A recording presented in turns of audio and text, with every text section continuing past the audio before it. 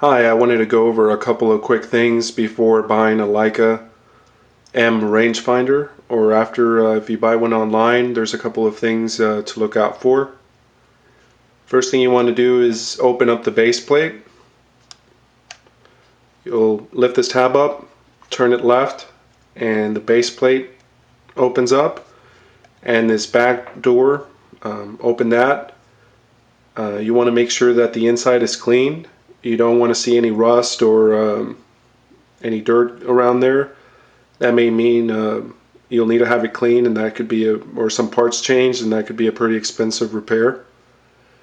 You also want to, with this back door open, shine some light, a flashlight through the front, and you want to make sure that the shutter curtain doesn't have any pinholes. It's not letting any light in.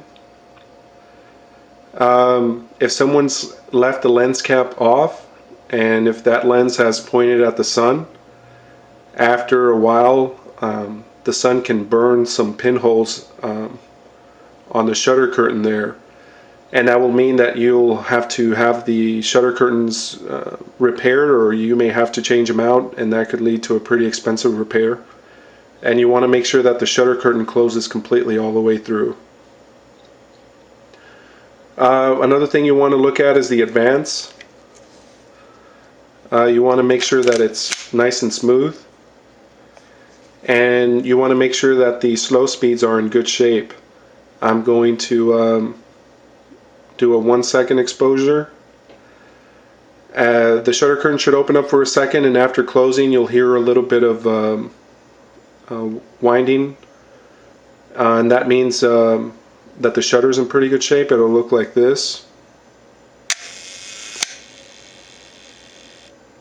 If the shutter is hanging up and if it's staying open for a second or longer, or sometimes it won't close back, that means the shutter will have to be calibrated. You want to make sure that the viewfinder is clean and clear. If you start seeing some separation, it'll look like brown lines around the frame line.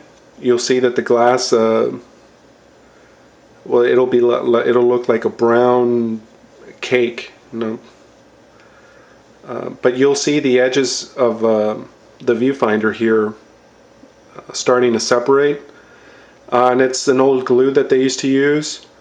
That could be fixed, but it's a pretty expensive repair, so you want to make sure that once you look into the viewfinder that it's clean and clear and that it doesn't have any edge separation. The mirror also, inside this little box, you should see the mirror should be pretty nice and reflective, like that. You want to see that that mirror is in good shape. If it's not, you may have to have it re-silvered, or you may have to have that mirror replaced, and that's a very expensive repair. Once you look through the viewfinder, you want to make sure that that center rangefinder patch is really bright and clear. You want to make sure that both of the images overlap.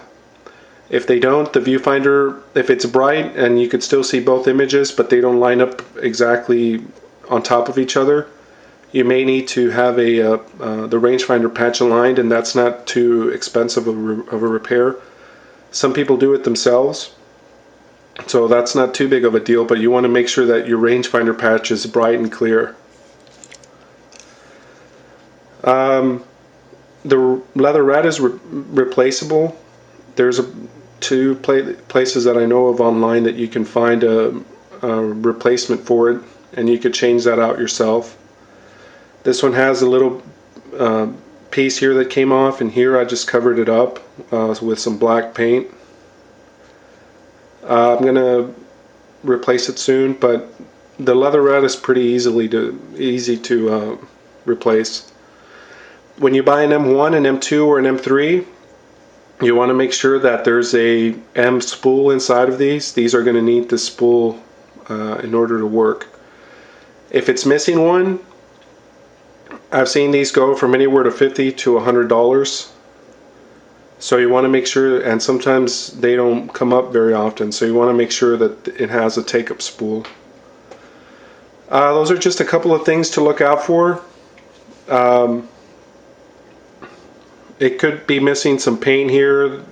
This has actually been engraved, and I bought this base plate cover to protect the base plate, and that kind of covers it over. Some of the superficial stuff isn't too big of a deal, but you want to make sure some of the things are in good shape that I went over. Hopefully you'll have at least a week to return a camera if you buy it online, and you want to run a roll as soon as you can just to make sure everything's coming out the way it should. Thanks for watching, and have a happy new year.